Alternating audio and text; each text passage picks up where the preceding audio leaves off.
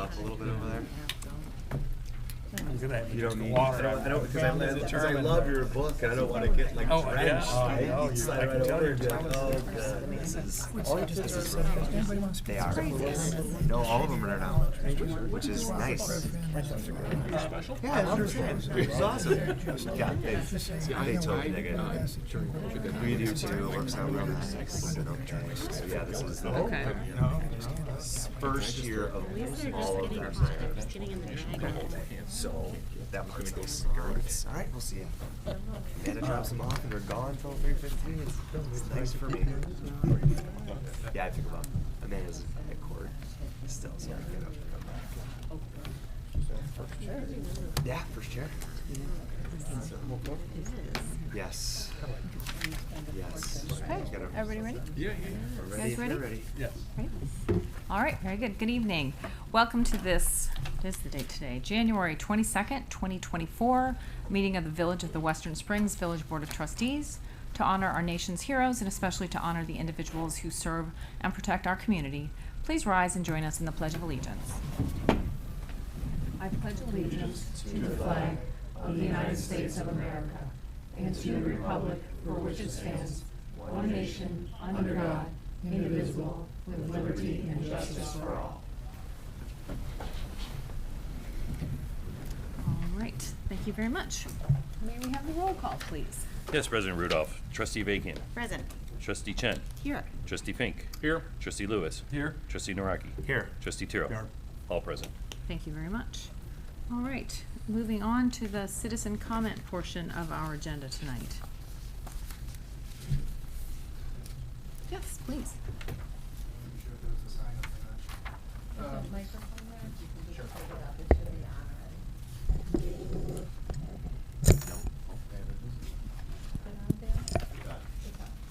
Is it on? Okay. Yep, there we go. My name's Hugh O'Donnell. I live at 3932 Forest. And last, I guess a week ago, 9 days ago, there was a water main break in front of our house. At about 9 p.m. it broke, and the guys got there about 10 p.m. The way our house is, the water pretty much was emptying completely down our driveway. Luckily, our pumps kept working and putting it off to the side of the house. The guys got there about 10 o'clock, and they worked all night till 5:45 on one of the coldest nights out there to temporarily fix the water main. Trustee Terrell came by with some hot chocolate, which was appreciated. First, I want to say thanks to the crew that worked all night. Like I said, one of the coldest nights in a long time. For the refreshments brought into the neighbors that helped us bail out our driveway. But I did want to bring up that this was probably not necessary. In the summer, I had reported a very small leak in that spot. This spot had also, the water main broke there about 15 years ago, right after our street was repaired and the water main was repaired. The next summer, it broke in that same spot, broke again. This summer, there was a small leak. It was like a little geyser coming up. It was there for about 3 or 4 weeks. Told the village. They came out, they marked it. They said they're going to keep an eye on it, watchful waiting and keep an eye on it and make sure nothing happens. Well, I think it would have been a lot easier to repair that in the summer with notice to our neighbors rather than shutting the water off one night. I don't know how much overtime to pay to have those guys work all night. It could have been a lot easier and done in a lot better manner. Now I don't know village engineering if they could have done more at that time or what could have been done, but there was a leak there this summer. The same spot became a geyser last Saturday night. So just wanted to bring that up. I don't know if there's anything to be done about it, but I think that a lot of cost and inconvenience could have been avoided. Yeah, thanks very much for bringing it to our attention. I appreciate that. I'm sorry that it happened. All right. Okay, we will move on then to, first we have a couple of new business items due to just the timing of when committees met. And I'll start with Properties and Recreation Committee, Trustee Avakian. Yes, the Properties and Recreation Committee met on January 9th to review an extension for the, we had a Cook County grant for the West Underpass project, and it was supposed to end December 31st, 2023, and we are going to extend it to December 31st to 2024, so we can complete the invoicing for the grant reimbursement. This should be done in the next 4 to 6 weeks, but when you do an extension, it's a year. So it won't take a whole year, but that's how it works. So I'm proposing tonight on the omnibus that we extend that contract until the end of this year so we can get our invoicing done. Okay, very good. Thank you very much. Nothing further for properties and rec? That's it, sorry. Okay. That'll be on the omnibus. Okay, thank you. Public Works and Water Committee, Trustee Fink, I believe you have a couple of items. Yes, the first one's the Springdale Sanitary System Point Repair. So last spring of 2023, Robinson Engineering completed a televising of the sewer system in Springdale, and they found a bunch of collapsed pipes, things that even I could tell that needed to be repaired. They could fix it with point repairs, meaning they're gonna just dig down at that one spot as opposed to just getting the whole stretch of the road. And $300,000 were budgeted for Springdale and Forest Hills. And Public Works was recommending accepting the lowest bid. There were 5 bids received, and the lowest bid was Suburban General Contracting for $207,719, which was significantly under the estimated cost projections. So that is on the omnibus. And the other part is Phase 2 engineering, Phase 3 engineering, Robinson Engineering for $32,880. So they were just, they will oversee the repairs of the project. The other one is the Springdale Park Detention, the engineering supplemental. So this next year, Springdale Park they're gonna design the part to help out the flooding in Franklin is gonna be the water retention part. And the infrastructure plan looked at this project and thought it would be a good idea, since we're doing all the sanitary, or all the sewer lines for this, that we also replace the water main. So it's one construction season, everything will be done at the same time. And so this is $14,202 to Christopher Burke Engineering for Phase 2 engineering, just to figure out the engineering of how we can replace the water main at the park while it's under construction. And all these items are on the omnibus tonight. To approve the agreements, correct? Yes. Okay. All right, anything else? That's all I have. All right, very good. We'll move on then to the omnibus. The Illinois state statutes allow a municipality to collectively vote on a group of ordinances, resolutions, and other motions, such as awards of contract, appointments, etc. This is known as an omnibus vote.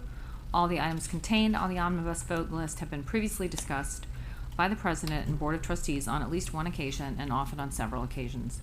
By placing them on the omnibus vote list, a single vote may be taken to approve them.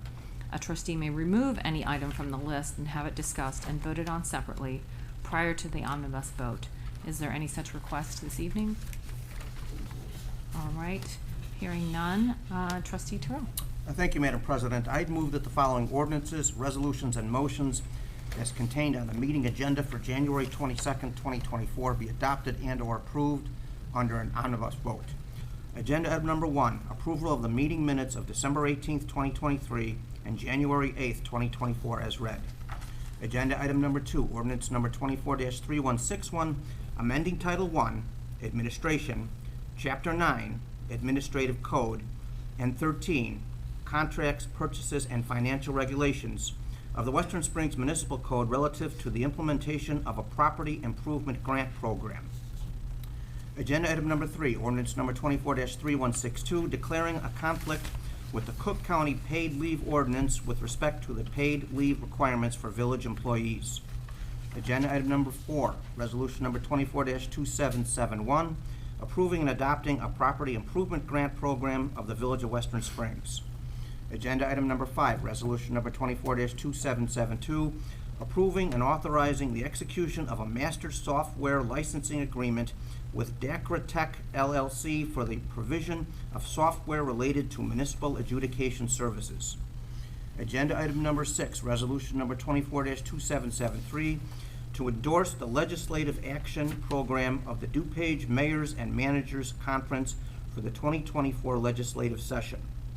Agenda item number 7, resolution number 24-2774, accepting the low bid and authorizing the approval and execution of a construction contract for the 2024 Springdale Sanitary System Point Repair Project to be entered into with low bidder Suburban General Contractors of LaGrange Park, Illinois, and authorizing the expenditure of village sewer funds for the project. Contract price $207,719. Agenda item number 8, resolution number 24-2775, approving and authorizing the execution of a professional services agreement between the Village of Western Springs and Robinson Engineering for the performance of Phase 3 construction management and on-site observation services for the 2024 Springdale Sanitary System Point Repair Project. Agenda item number 9, resolution number 24-2776, approving and authorizing the execution of supplement number 2 to the professional services agreement between the Village of Western Springs and Christopher B. Burke Engineering Limited for Phase 2 design engineering for the Springdale Park Detention Improvements Project. And agenda item number 10, motion to approve an extension letter through December 31st, 2024 to the intergovernmental agreement between Cook County and the Village of Western Springs regarding the Western Springs Metro Station pedestrian underpass. Do we have a second? I'll second that motion. Any other discussion? If not, may we have a roll call, please? Yes, President Rudolph. Trustee Avakian. Yes. Trustee Chen. Aye. Trustee Fink. Aye. Trustee Lewis. Aye. Trustee Naraki. Aye. Trustee Terrell. Aye. President Rudolph. Aye. The ordinances, resolutions, and motions contained in the agenda of January 22nd, 2024 are hereby adopted or approved. Thank you very much. We'll move on now to reports, and we'll begin with our monthly financial report from Trustee Chen. Thank you, Madam President. I am going to present the December monthly financial report. I'm just going to call out some highlights. The trustees all received a copy of this report, and it does have some year-end sort of tallies, as this was December. The investment activity is presented for December 2023. The Illinois Metropolitan Investment Fund's average daily yield was 5.03%. In December, the Police Pension Fund posted realized and unrealized gains of 4.62% and maintained a trailing 12-month return of 13.66%. The market value of the police pension portfolio increased to approximately $18.246 million, with an additional $969,000 of cash. Investment opportunities for the operating funds have remained strong as the Federal Reserve rates remain high, target range of 5.25 to 5.5% as of December 13th. It is noted here in the report that there are anticipated rate cuts, possibly 3 in 2024. Moving on to fund activity in the general fund, it ended the year with a surplus on a cash basis. There will be adjustments made in the 13th period as the statements are converted to a modified accrual basis. One of the major adjustments will be the 2021 property taxes of approximately $1 million. These funds were received in 2023, but were accrued in 2022 as part of the village's annual audit. Collections of the LGDF exceeded its budgeted amount by approximately 6.2%, which is consistent with recent IML projections. Sales taxes collected was slightly over projections by about 2%. Other revenue highlights include investment income and ambulance fees, which each exceeded expectations. Investment income exceeded budgeted amounts by $287,672, or 325%, and ambulance fees exceeded budgeted amounts by $201,000, or 111%. Annual expenditures in the general fund have been lower than expected, mostly due to position vacancies throughout the year. And then just one more thing I was going to highlight is the annual consumption in the water and sewer fund, and what the annual consumption was in 2023 was approximately 0.5% higher than 2022. So that's about the same, and that is the end of the report. And I believe I have to make a motion to go back to my, okay. I make a motion to accept the December 2023 financial report as presented. I'll second. All right, very good. Can we have a roll call vote, please? Yes, President Rudolph. Trustee Vakian. Aye. Trustee Fink. Aye. Trustee Naraki. Aye. Trustee Terrell. Aye. Trustee Lewis. Aye. Trustee Chen. Aye. Motion passes. Very good. Thank you very much. Thank you, Trustee Chen. I do not have a report, so I will pass on to Village Manager Bear. Thank you. I do have a couple of items. The Holiday Light Recycling Program is still available in the Village Hall lobby, the Thomas Ford Library, and at Village True Value Hardware. Residents can bring unwanted strings of lights and leave them in the collection boxes at any location, but just until January 31st. So this is the week to get those lights in.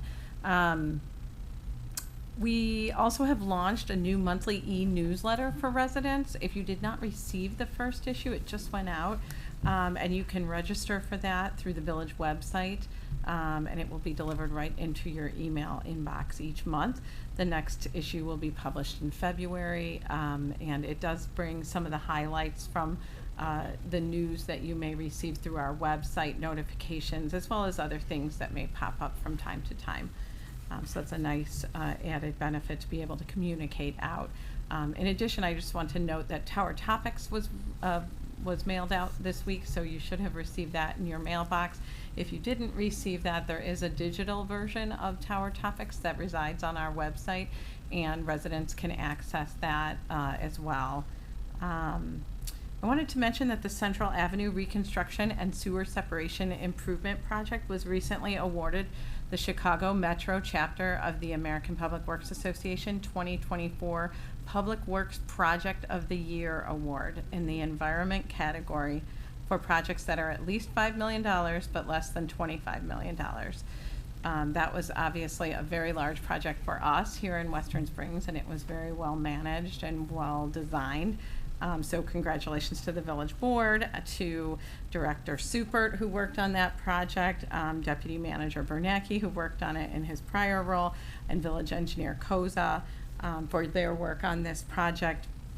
And I also want to thank the contractors and V3 Engineering, who was the design and construction oversight consultant on this project. So they will be receiving that award on Wednesday. Director Koza will be giving a presentation to the chapter, the Chicago Metro chapter of APWA for that award. So congratulations. And then last, I wanted to mention that the fire department was recently notified that the village was awarded a grant through Cook County to purchase 16 mobile barriers, trailers, and related equipment to assist in the emergency preparations for events and activities in our community.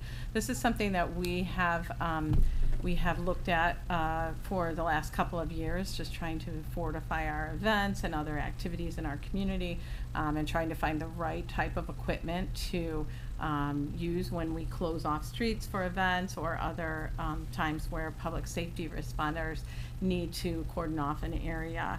And so the fire department, Chief Kelly and Deputy Chief Scott submitted an application for this grant program. The grant program is specifically designed to provide critical resources to enhance and improve the county's counterterrorism capabilities.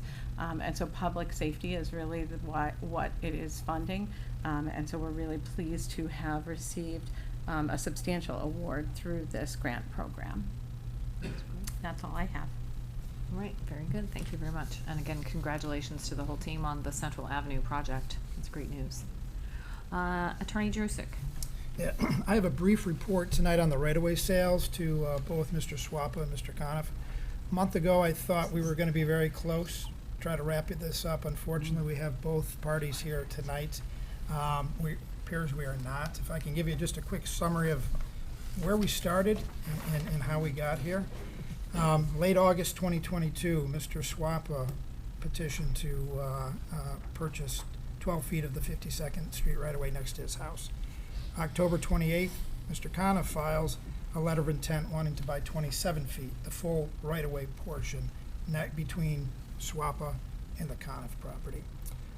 Through 2022 up to February 2023, Parties engaged in some negotiation, village staff, village officials, over who was going to get all or some of the right-of-way. If you remember back in February of 2023, we had a public hearing required under the right-of-way disposal regulations. At that public hearing, it was clear the board was willing to sell the property, some to Coniff, some to SWAPA. 12 feet to Coniff, 15 feet to Coniff, 12 to SWAPA. The parameters of the transaction were agreed to at that February public hearing. The charge to staff and myself was to put that down on paper, like we do in every right-of-way vacation ordinance. We've done a bunch of them here. We used the same template, same terms. We got the same type of plats of vacation for each respective party. From March of 2023 through September, the parties went back and forth, a number of iterations. We thought we had a deal with both parties. Going into the September Properties and Recreation meeting, I think it's September 5th, is where the Properties and Rec Committee recommended that the draft ordinances and plats that were part of that packet move forward to the board. Our understanding was both parties were okay with those transactions and the conditions and the terms. Mr. Coniff had some wordsmithing that wanted to be addressed. We thought we had addressed those. September 25th of this year, the board approves both transactions. Mr. SWAPA had submitted his signed acknowledgement form prior to that September 25th board meeting. Mr. Coniff did not. I did not hear from Mr. Coniff. I heard from Mr. SWAPA. Both knew what the terms of the transaction, the purchase price was. Mr. Coniff and Mr. SWAPA, I reached out to them after the board meeting. I indicated I'd be sending closing packets like I do, and it took me a little bit of time because we had to provide final costs and what have you. But on October 9th, I sent out closing packets, and about 10 days, 2 weeks after the board on the 25th voted to approve both deals. Typical content. Both of them know the content of the closing letter because Coniff bought 6 feet of this right away from the village in 2007. SWAPA bought 33 feet in 2023, or was it in 2003? 2003. So both had done deals, right? And they both knew kind of the drill. So I send these closing letters out on October 9th. SWAPA actually got us the money prior to getting the closing letter because he knew how much needed to be paid. So his paperwork has been in order since mid-October. And, both ordinances said you had 30 days to pay the purchase price. So you had till the end of October to pay the purchase price. Mr. SWAPA did, Mr. Coniff did not.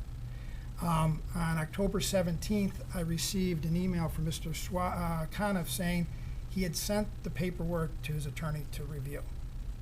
I took that to be, okay, there's closing papers. There's a title commitment in there. There were things to review.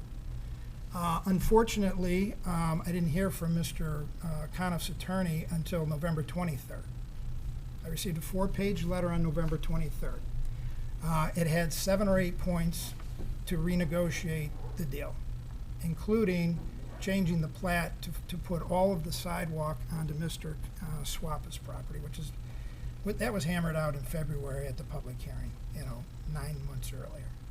I indicated Mr. Coniff that, the village isn't going to go back. We're not renegotiating this deal. Either you want to sign the deal as the board agreed to in February, subject to whatever wordsmithing needs to be done, or you don't. So, on December 4th, Coniff sends me an email saying, okay, I withdraw my attorney's 7 or 8 points, but you need to deal with these 2 points. These are the 2 points he gave me in early December.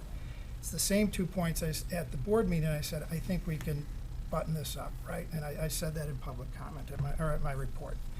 2 simple points, Mike, that we need to be clarification. Point 1, I want an estimate of sidewalk replacement costs per the policy.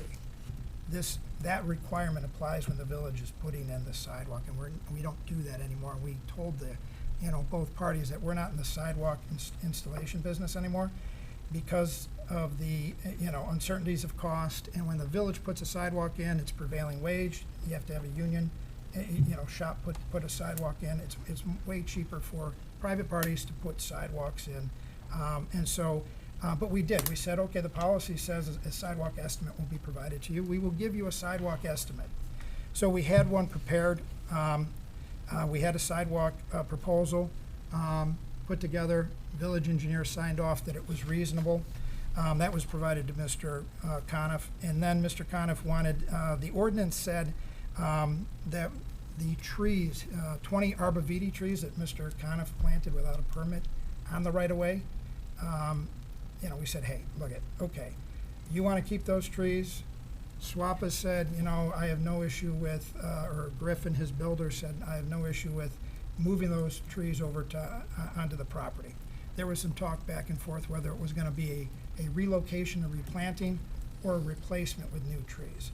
The ordinance still had replacement, not a relocation and replanting. So I said, fine, we'll get you the sidewalk estimate, that's point one.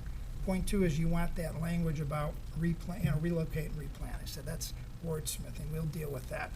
I provided Mr. Coniff and Mr. Swapa in early January with that updated language, actually middle of January, just a few days ago. Mr. Coniff on September 17th sent me an email at 4:17 saying, I'm on the road doing business. I'll drop the signed ordinance back when I get into town. Later that night, January 17th, yeah, that was Coniff's email at 4:17. I'm on the road at a client. I'll sign this final version of the ordinance when I get back into town. Because I had given him a deadline of January 17th to try to move the ball forward, right, in anticipation of this board meeting, because I wanted to present the final documents for action tonight. At 11:23, he sends me an email saying that, final point to clarify this, he wanted to change the deal to that the sidewalk contractor that installed the sidewalk had to be mutually acceptable to both parties. And again, I said, well, no, that's, because then you can hold them up if you guys don't reasonably agree on a sidewalk contractor. Mr. Coniff's concern was that he would be overcharged for his half of the sidewalk since the other party, Swapa, Griffin, or whoever buys the adjacent house, if they control the cost of installing the sidewalk, and Mr. Coniff is subject to paying 50% of that, his concern was somebody could artificially increase the cost of the sidewalk, right? A $15,000, $20,000 sidewalk. They gin up an invoice for $50,000, and the next thing you know, he has to pay $25,000, for a sidewalk that really should have cost $20,000. So I talked to staff and we said, okay, that's a reasonable concern. He doesn't want to be out kind of stretched, subject to somebody who has a side deal with a contractor who isn't going to be honest in their pricing. Okay, so I said, look, we have a requirement in the SWAPA ordinance for him to replace the sidewalk, and SWAPA or Griffin, his builder, or whatever successor owner is, they have to post a $25,000 sidewalk bond. Our village engineer helped come up with that. That's the outside cost of this sidewalk if prevailing wage, a union shop did the work. That would be probably the high side of any sidewalk that gets installed there. So, we put that in there as a protection to make sure the sidewalk went in. So we have a price from a private contractor that says the sidewalk will cost $16,000. That's what was provided to the parties. And that's what was verified by the engineer as reasonable based on other sidewalk work that's been done in the last year here in town. We have a sidewalk bond that protects Mr. Coniff that the work will get done, $25,000 bond. So I said, look, why don't we just cap Mr. Coniff's sidewalk contribution to $12,500, half of the sidewalk bond. And then, if the sidewalk comes in at $16,000 like the pricing is, he pays $8,000. If it comes in at $25,000, he pays $12,500. If it comes in higher than $25,000, which is highly unlikely based on the village engineer's opinion, whoever, SWAPA, Griffin, whoever owns the property would pay the overage over the cost. That was put to Mr. Coniff. And again, I still did not get a signed agreement. What I got back was, he still wanted to talk to get this wrapped up, and I indicated, we have gone 4 months past the approval date to get this done, 3 months past the due date for Mr. Coniff to sign the document and pay the purchase price. And it just seems like, he engaged an attorney weeks after the document was approved, not from March to September when we were negotiating the details. This has been stretched out for too long. And, I think we have, in good faith, tried to reach an accord that was fair to both parties. The language as very typical, consistent with what we've done in other transactions. So I'm here just, just to let you know where the status is, to let you know both parties are here to say something, and then to just get some direction from the board as to, do you want to continue to sell to both parties, or do you want to move forward with just one party? So, thank you. Okay. I'm guessing you'd like to all address the board. Would you like to?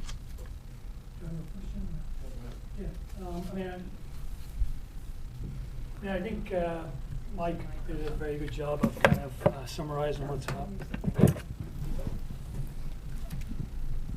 It's on. Yeah, I think Mike has done a very good job of summarizing the past 17 months. It was 17 months ago when we presented our payment to the village on August 31st. The village cashed it on 9/14/2022. We had multiple meetings in here. There was a board meeting on November the 7th where terms were agreed to. I remember some of you people here. We were agreed to buy all 27 from day one. Then on January 9th, there was another meeting where there was a letter put, Matt Supert had sent out a letter to us telling us exactly the terms that were sent out there. It was agreed to. I actually agreed to. Alice had asked at the time about the trees. I said, look, she asked me directly, and I said, look, I'll do it for you. I don't think I should do it, but I agreed I would move the trees at that time.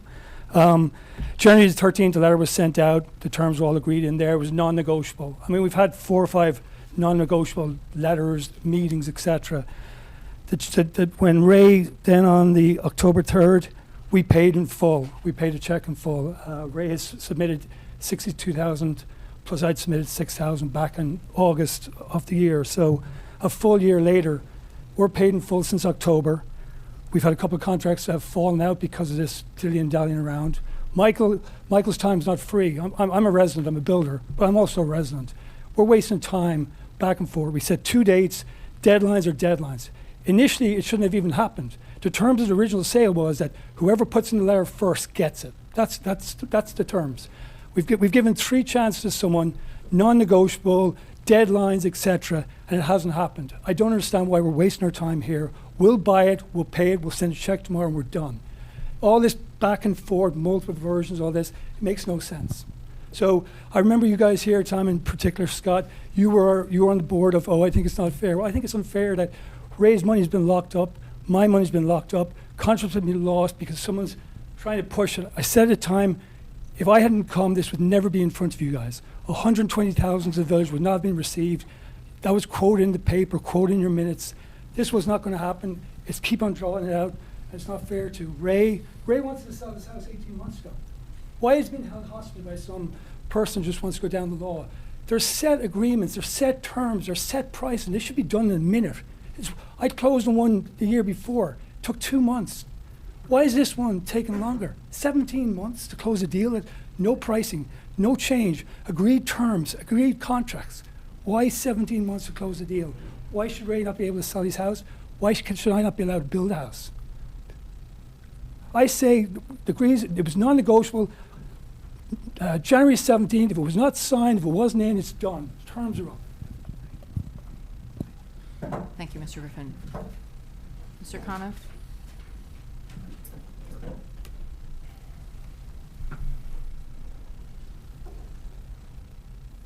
I'll spare all the back. It's on. You guys hear me okay? Yeah. I'll spare all the back and forth. I mean, this has been going on for a long time. I think that's on. All right, how about that? No? Yeah. How about now? Yeah. Yeah. I'll spare all the back and forth. I mean, this actually started off in July, not in August or October. So I sent an email to Matt Supert stating that I wanted to buy all of the property before Ray ever sent in a letter, saying that I'd buy it for the full price. I have the letter. Matt Supert, village staff, said you have the right of first refusal. I have the email, if anyone wants to see it. And then all of a sudden, the rules of the game changed, right? I was told that the resolution changed, that's fine and fair. So to be fair, in terms of the facts, I was the first one to write anything to the village to say that I wanted to buy all 27 feet at the full price. That's a fact. I've got the email. Your village staff told me I had the right of first refusal. John Griffin agreed with that, as did SWAPA. That was what we all understood, but the rules had changed in 2017. Correct. Okay? This really comes down to just two issues, and I'm ready to sign tonight. One is, we're paying 50-50 for the sidewalk. We should each have some say in who the contractor is. Why does that matter? It matters because if I'm paying for 50%, we should get the lowest cost.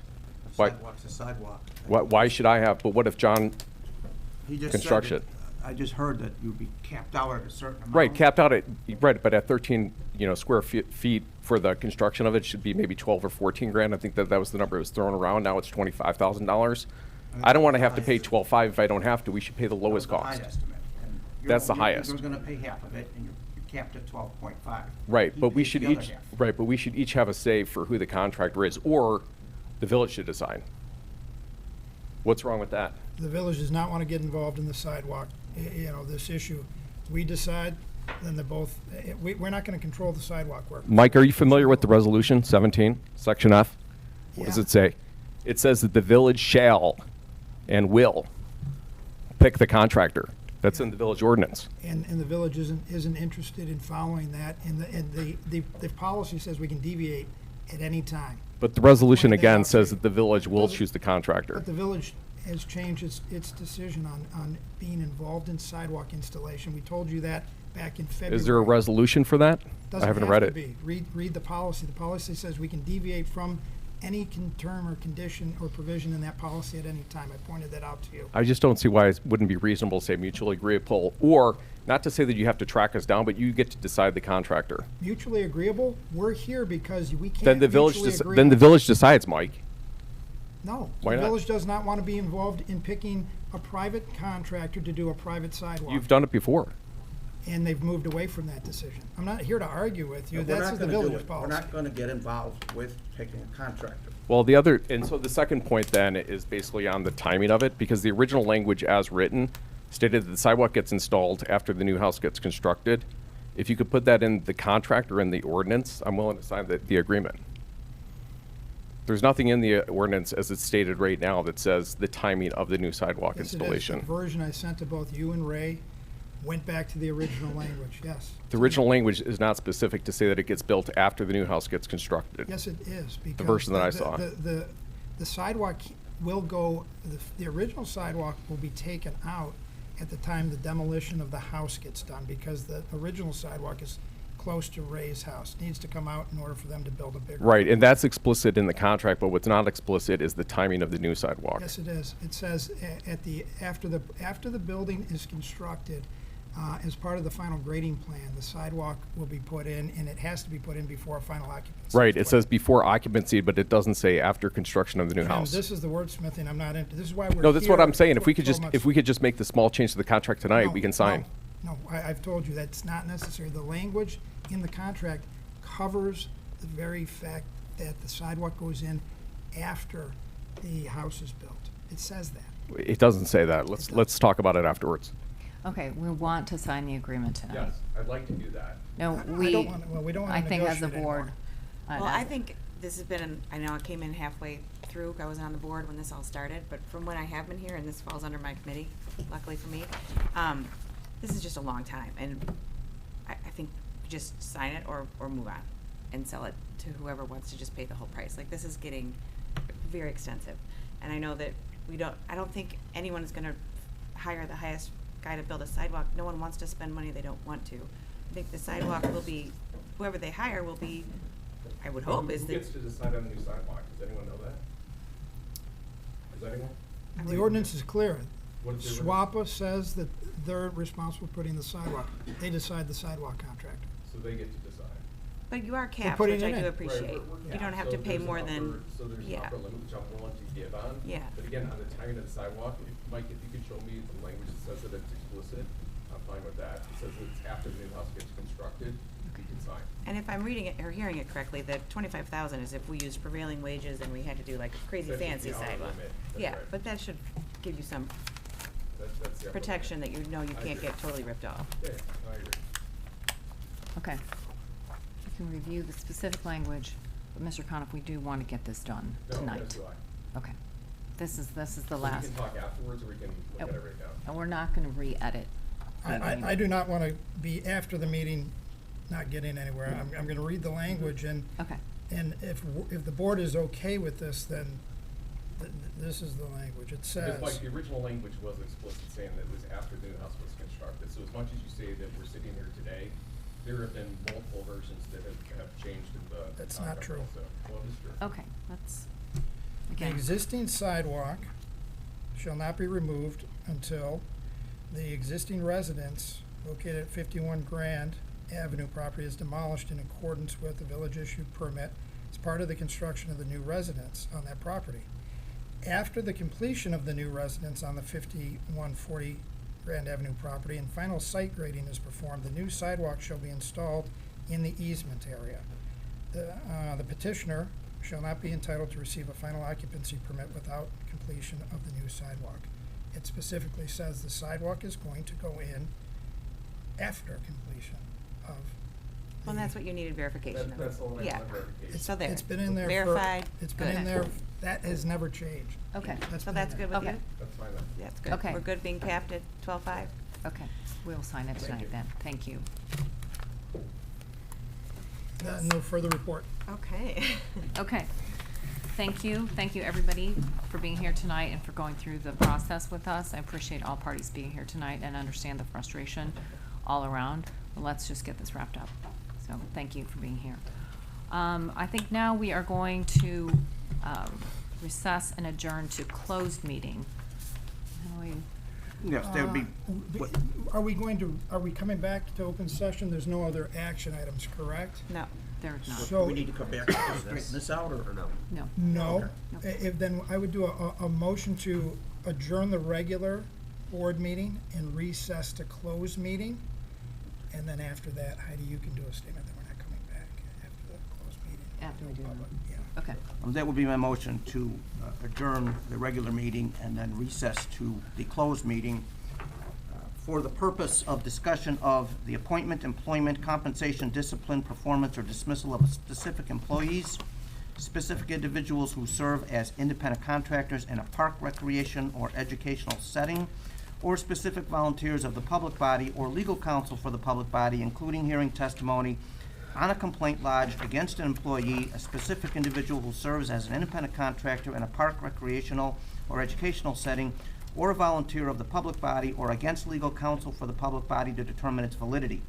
However, a meeting to consider an increase in compensation to a specific employee of a public body that is subject to the Local Government Wage Increase Transparency Act may not be closed and shall be open to the public and posted and held in accordance with this act that's pursuant to 5 Illinois compiled statute 120/2(c)(1). That's my motion. Do we have a second? Second. And then do we need a roll call? Yes. Okay, a roll call vote, please. Yes, President Rudolph. Trustee Vakian. Aye. Trustee Chen. Aye. Trustee Fink. Aye. Trustee Lewis. Aye. Trustee Naraki. Aye. Trustee Terrell. Aye. Motion carries. All right, very good. We will adjourn to closed session, and we will not reconvene in this room as this public meeting has been adjourned. Thank you. I'm gonna get these signed and let you guys start Okay. the Yep. meeting. Yep.